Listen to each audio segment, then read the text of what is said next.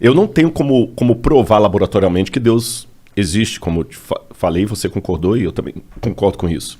Mas quando eu vejo a lógica do universo, eu sou obrigado a dizer que as evidências apontam que tem uma inteligência superior por detrás de tudo isso. Nesse ponto eu concordo. Né? Só que o problema é que, muitas vezes no mundo acadêmico, algumas coisas colocaram como clichê.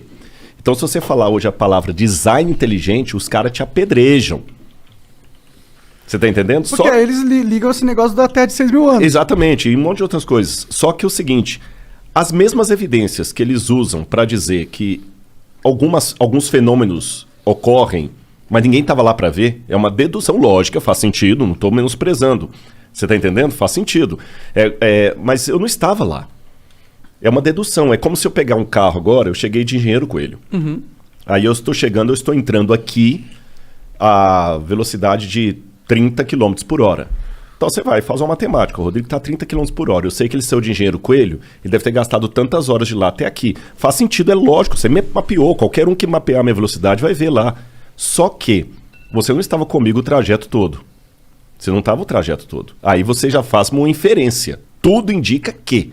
Mas a certeza absoluta, só se você tivesse saído comigo de lá até aqui, medindo o horário. Você pode ter uma média da tua velocidade, você não pode saber a que momento o seu carro... Exatamente. Então tem muitas afirmações da ciência que fazem sentido, mas são frutos de uma observação atual que deduz como foi o passado e como será o futuro. Mas não é uma coisa tão empírica como você está vendo esse refrigerante aqui e tem a certeza absoluta que tem refrigerante, que eu estou bebendo refrigerante, e o cara que nega isso é porque tá doidão. Você tá entendendo? Não, aqui tem refrigerante. Sim. Agora, será que ontem eu bebi refrigerante ou não? Então, quer dizer, aí pode até ser. Dá pra eu saber. Eu posso fazer um exame de sangue em você. Mas você não sabe, por exemplo, se eu bebi o refrigerante... É verdade. Eu posso ter uma câmera escondida...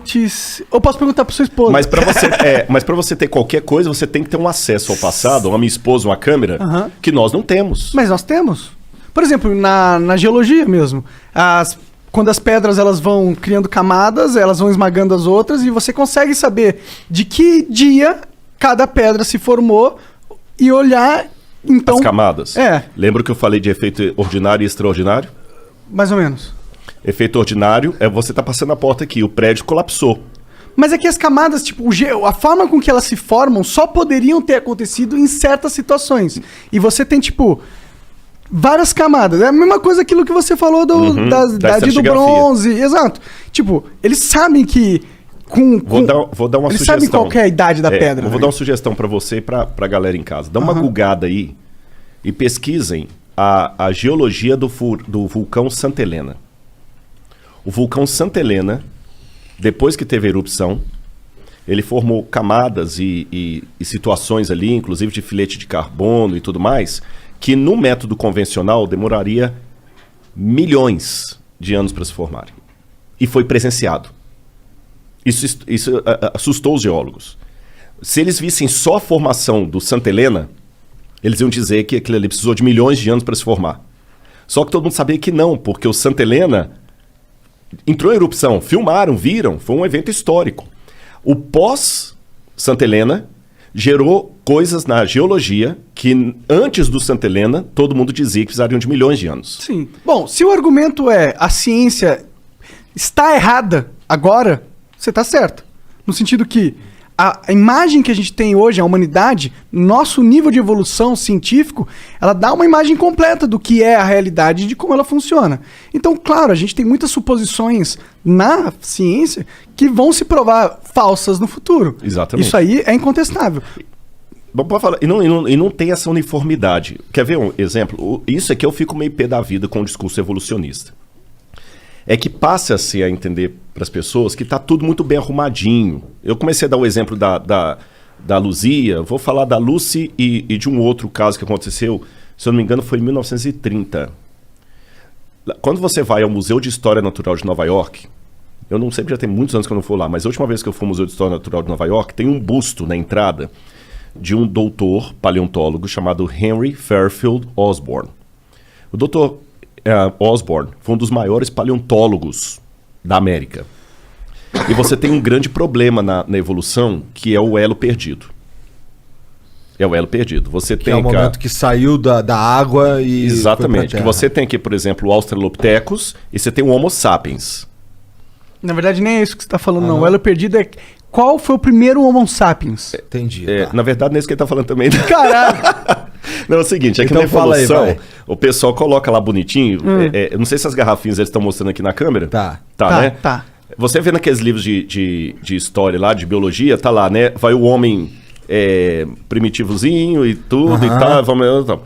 Já começa um furo aquilo ali, porque, por exemplo, coloca um homem aqui, depois o outro na frente, e o outro assim e o outro assim, tá bom? Passa-se a impressão que um foi transformando no outro. Eu já tenho um furo aí. Cadê a mulher? Como assim? Vai. Se é de um homem transformando no outro, É, tem porque- a espécie feminina. Cadê a espécie feminina? Não mas, tem. Mas tem. Não. Tem Pode sim. olhar, na maioria dos livros só traz assim, vai do outro. Mas é porque a gente vive numa sociedade que o homem meio que domina, então eles colocam e preferem exemplificar com um homem, mas as mulheres também passaram, elas estavam lá no mesmo processo, pô. Agora vamos colocar pra você funcionar, porque quando você coloca mulher tem um problema aí. Qual que é o Você problema? tem que coincidir que esse camarada consiga uma fêmea que ele seja geneticamente, biologicamente par, que dá a liga, tá certo? E essa fêmea que dá liga, ela tem que se deixar acasalar com ele para gerar descendente fértil, tá bom?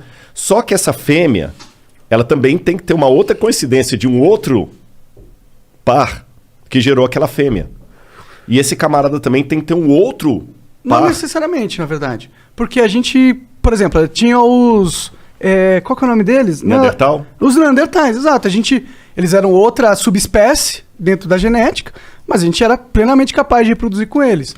A evolução... a gente pode ter tido, por exemplo, uma pessoa, um casal, que teve um filho, que teve um genes diferente, que deu, sei lá, a capacidade de pensar, vamos supor que foi fácil assim, rápido assim, eu não acho que foi um processo mais demorado, mas esses genes na pessoa é dominante, quando ela encontrou um parceiro, esse genes foi passado pro parceiro, entendeu? Através do filho.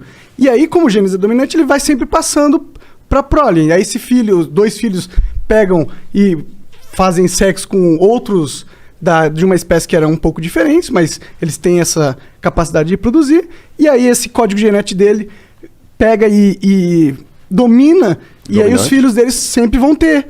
E aí, assim, você tem uma mudança... Concordo em gênero, parada. número e grau. Mas isso aí só funciona em duas situações. Em primeiro lugar, não tem nenhuma prova que Neandertal coabitou com outra raça que sobreviveu. Aliás, o Neandertal já entrou e já saiu da linhagem humana, da ancestralidade humana várias vezes.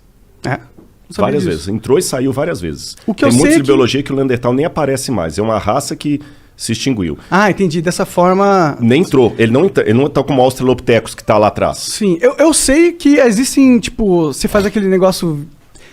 22andMe, que é um negócio de sequenciamento Sim, genético. sim, sim. Aham. E aí eles te dizem qual que é a sua porcentagem de DNA Neandertal. Tem como saber isso. Me lembra depois esse negócio de DNA que eu vou falar do parentesco com o macaco que deu 97%. Isso é um lance legal. Demorou. Mas aí vamos pegar aqui. Eu concordo com o que você falou da questão do gene dominante, recessivo, mais inteligente, menos inteligente. Mas isso só pode funcionar se eu tiver um casal da mesma espécie. Você não pode, por exemplo... Vamos pegar nos bichos. Vamos deixar um pouquinho a linhagem humana, vamos pegar nos bichos. Esse esquema que você falou vale também para os animais. Sim. Você É pode a forma com que a gente transformou um lobo num poodle. Exatamente. Mas só que para funcionar, você tinha que pegar um macho Caninis, não sei o que, eu não sou biólogo, tem um nome que dá em latim lá, um macho da família Lupus caninus, com uma fêmea de Lupus caninus. Você não pode pegar um Felis leo, que é dos felinos, e cruzar com Lupus caninus, que vai dar uma nova raça. Sim, Não existe isso. Você tem que estar, pelo menos, tem que ter uma semelhança genética. Exatamente, ali com vai ter que ser... Mas pode ser uma espécie não necessariamente igual à sua. Pode ser uma outra sim. espécie, uma subespécie bem semelhante. Mas são a mesma espécie. São a mesma espécie dentro do... Não pode ser... Eu não manjo, na verdade, não sei se são, eu não conheço isso. Mas isso aqui pode pegar toda a filogenia que já descobriu da biologia. Senão nós teríamos raças humanas no plural, e não existe, só existe uma raça humana. Sim, mas a gente poderia ter várias espécies humanoides, entendeu? Já existiam várias espécies humanoides, tá ligado? Mas você percebeu que a gente não tem empiricamente a prova disso.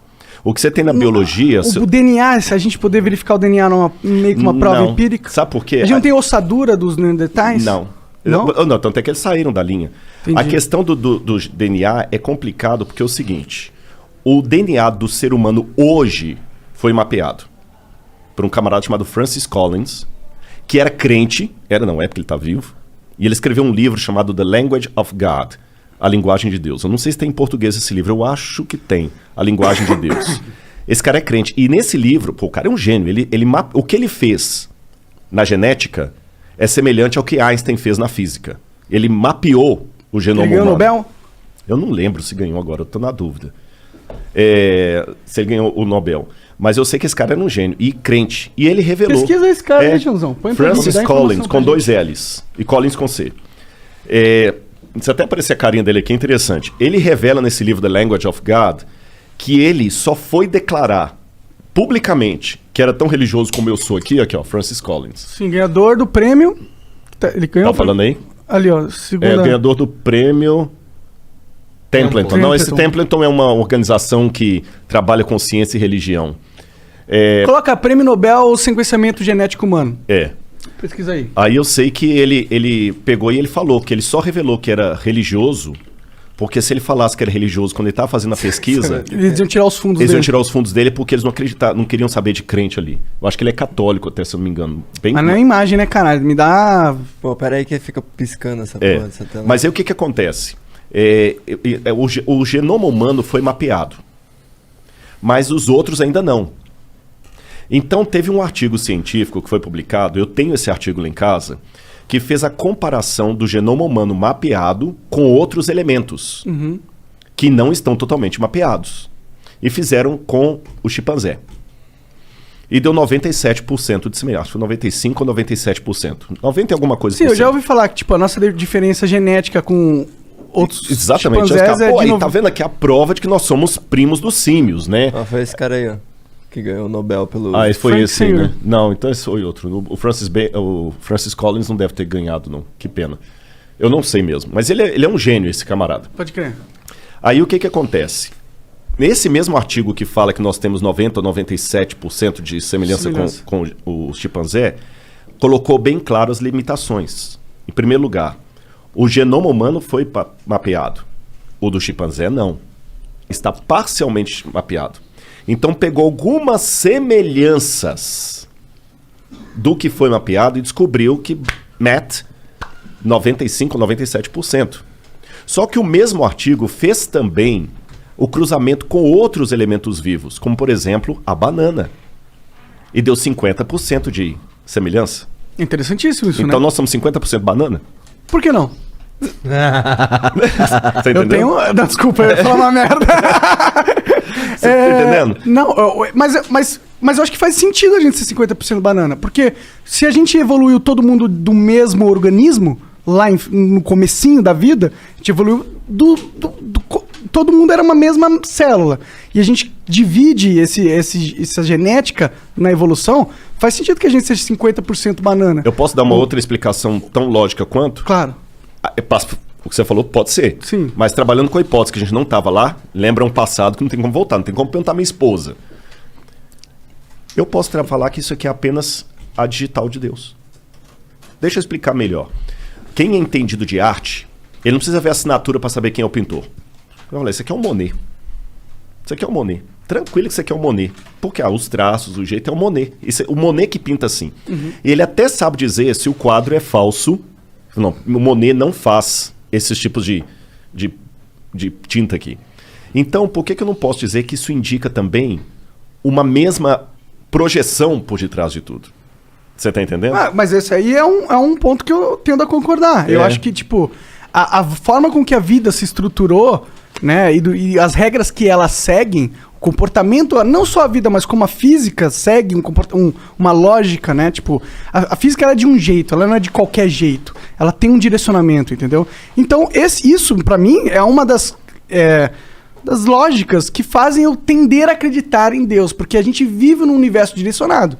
A gente vive num universo que a gente tem potencial... Tem uma ordem, que tem uma linha... Tem lógica. Exato. Então, isso me faz acreditar que a gente não tá aqui ao acaso. uma lógica tão bem estruturada. É difícil que, tipo, porra, de todos os lugares que eu poderia estar vivo, eu nasci numa realidade onde a lógica é impecavelmente estruturada. Tudo faz sentido nesse universo, se você souber entender, tá ligado? E isso pra mim é uma evidência de que a gente tá vivendo algo que não é aleatório, tá ligado? É que talvez a gente esteja vivendo uma experiência que vai além da nossa realidade que a gente entende. Agora, posso bancar o advogado do cão? Pô, Se eu fosse um ateu, eu ia te jogar uma pergunta aqui. manda. Se você vira um quadro bem bonito, quer ver? Eu vou fazer uma coisa ali, vou botar um quadro aqui, eu vou quebrar o protocolo. Eu posso ir lá e mexer no Google? Pode. Porque eu não posso falar pra não quebrar o Google. Ah, tá bom. Tá bom? Ah, tá. Tá. Beleza, Tá vai bom? lá, Eu vai vou lá. mostrar uma coisa. Vai fazendo propaganda Tá. do iFood, qualquer coisa enquanto isso. É, Dá 99 30 centavos segundos. aí. Vai comprar os livros ali do Rodrigo. Escavando a Verdade, Arqueologia e as incríveis Deixa eu ver histórias esse da aqui, Bíblia. deixa eu ver esse aqui. E, pô, se quiser pedir na primeiro pedido no iFood, hoje o iFood vai ficar feliz com a gente. Estamos falando bastante dele. Né? Pô, inclusive o sanduba tava incrível. Tava bom, putz, era uma sanduba de pernil. O teu? É, com... Agrião. Nossa, muito bom, mano. Bonzão. Agrião. Tinha agrião? O Bonzão. teu tinha. Bonzão. Você não gosta de agrião? Ah, é que, pô, num sanduba... Pô, bonzão. Agrião, rúcula, eles são... eles têm mais gosto, eles são mais amarguinho. Eu acho que dá uma boa combinação junto com O maionese. meu era um cheddar bacon com cebola caramelizada. É bom também, mas vou te falar que eu prefiro o meu, viu? Tu é o cara que vai no Subway e pede um monte de capim? Aham, eu peço todos os capins possíveis. Eu adoro mato, mano. Afinal, né? Você sabe o que eu falei fora do ar aqui, né? Se maconha prestasse, não era maconha, era boa conha. Verdade, verdade. Vou parar de fumar Era maconha. boa conha. Procura mostrar- boa conha. Boa conha. A minha é boconha. Bom, ele vai colocar... Gente, é brincadeira, viu? Eu sei, eu tô sei, zoando. sei. É que eu tô falando que eu compro maconha cara, só isso que eu tô falando. Entendi. Olha, eu pedi... Desculpa o... Jean, desculpa, Jean. Ele vai colocar uma coisa aqui pra mim, que é a lógica que você segue pra acreditar em Deus. Tá. E eu vou bancar o advogado cético. do diabo, o cético. Vamos ver se vai dar certo. Mas tirou aquele negócio que eu pedi, né? Tá. Olha que lindo isso aí. Quando você vê esse quadro, o que ele diz pra você? Porra, que eles estão num país da Europa onde tem essas montanhas com neve. Muito bem. Esse quadro te dá uma ideia de inteligência, de projeção, de criador? Você poderia pensar no formato das coisas, como eles cada um tem o seu formato. O quadro mas, mesmo, assim, não tô pensando na paisagem não, o quadro, o objeto quadro. Tá. Pra mim parece... Alguém pintou esse Alguém quadro. pintou esse quadro. O Sim. Igor já matou a charada. Ah, entendi, sim. Por que você acha que alguém pintou? Por que você acredita no pintor? Por que eu acredito no pintor? Porque... Você nunca eu viu já- o pintor. Mas é que eu já vi que é possível pintar. Eu sei que é possível pintar. Eu posso pegar um bagulho aqui e fazer uma versão tosca disso daí, agora. se Mas a gente não quiser. sabe se é um pintor ser humano. Pode ser um algoritmo que fez essa imagem. Eu sei que não foi, mas poderia. Aham. Mas considerando que... Alguém programou o algoritmo. alguém programou. Então Sim, sim. tenho... Exatamente, Sim, eu ia sim, chegar eu sei, nisso. eu sei. Beleza? Eu tô sendo chatão E o também. o que mais que esse quadro te diz do pintor ou do algoritmo? Que ele pinta bem. Pinta bem. Que ele tem... Tem bom gosto com cores. Eu gosto da paisagem, parece tranquilo. Uma pessoa sensível. Sensível, não, eu diria que ele é um cara realista, né? Porque ele tá mostrando uma imagem que parece bem real, assim, apesar de ser pintada, né? Eu acho... Eu sou meio burro, então eu acho que talvez seja um pouco estranho aquela montanha com neve ali e uma paisagem tão bonita pra cá, É. que ela me parece distoante. Uhum. Tu não acha? Eu acho, mas é que eu sei que existem lugares assim, né? Que, É? tipo, porque a neve forma lá em cima porque é muito mais mas alto. não é lá em cima, olha aqui. Lá embaixo? É. O que tem? Tá um cor de neve. Mas o Mont Blanc da Suíça é assim. É? Não sei, não manjo. É. Homem ou mulher que pintou? Não dá pra saber, eu acho. Acho que não dá pra saber. Faço ideia. Sabe quem pintou esse quadro? Adolf Hitler. Caralho, olha lá. Por que eu trouxe isso aqui pra vocês? Eu acho... Nossa, eu vibro demais. Na verdade, até quem mandou... Quem é fã de vocês, gente, eu vou falar aqui, é o Hugo Salles, meu cunhado, tá lá, viu? Tá Nice. comendo ali atrás, tá com a boca cheia de coisa também que trouxeram pra ele aqui, junto com a minha esposa O ali. cara tá com a camisa do Boca Juniors. Ah, desculpa aí, né? E o que é pior, gente, a Tu família tem da minha vergonha, esposa não, toda é cara? cruzeirense e eu sou atleticano. Ih, Que é? Tem do River também. Caraca, Tem do River Plate, tudo. tá, né? Não, ele não pediu foto com vocês ainda porque tá com vergonha, mas depois vocês vão ter que Vamos tirar, uma foto vamos tirar, com ele, senão certeza. agora pronto, perdi o cunhado. ou Mas- ganhou, né? Ganhei. Ganhou pra sempre. Mas vamos ao ponto. Eu acho, ele mostrou muita coisa do Flow, e eu tinha visto um dos cortes ali, que até mostrava vocês, do que eu já assisti um pouco dos podcasts, mas eu sou meio ignorante. E aí mostrou o parte que você estava falando justamente com o Pondé, como é que você chegou a acreditar em Deus e tudo e tal, né? Eu acho isso muito legal, e eu valorizo, de boa. Igor, na boa, não é pro forma não. Mas já que eu estou bancando o cético advogado do cão, o que você tem pela natureza e pela lógica é uma certeza tão rasa como a que você tem do quadro. Que se eu te desse aqui 10 nomes para você Eu ia sugerir- acreditar. você não ia nunca pensar que podia ser Hitler. É. Não, eu ia chutar Hitler, a menos que tivesse outros nomes tão Melhores. absurdos. É, exatamente. né? Porque você nunca pode imaginar que um cara que matou 6 milhões de pessoas teria sensibilidade para pintar um quadro. Ah, eu consigo imaginar. Mas eu imagino que a maioria das pessoas não imagina. Não imaginaria. Eu entendi, concordo. Então, pegando a natureza pela natureza, a natureza, como esse quadro, ela me dá algumas certezas mais limitadas. Primeira certeza que a natureza me dá, como quadro, existe um pintor. Mesmo que foi através de um algoritmo, mas teve alguém. O quadro me dá essa certeza. As tintas não iriam sozinhas para a tela formar uma coisa lógica. Esse quadro tem design, ele tem Mas aí lógica. você não tá sendo ceticão, você tá sendo... Não, tô sendo cético, você vai entender. Agora que vai entrar o cético. Esse quadro ele mostra design, ele mostra lógica, ele mostra que tem alguém que o pintou. Mas, quem me garante que esse alguém não é um Hitler? Porque o Hitler pintou esse quadro. Então, aí que vem ao lado do meu cético. Entendi. Essa sua certeza, o máximo que ela pode te dar é a ideia que existe um Deus. Sim, Vamos usar o nome Deus. sim. Pode usar qualquer nome. Mas quem garante que esse cara não é um brincalhão cósmico que tá ferrando a gente aqui tudo?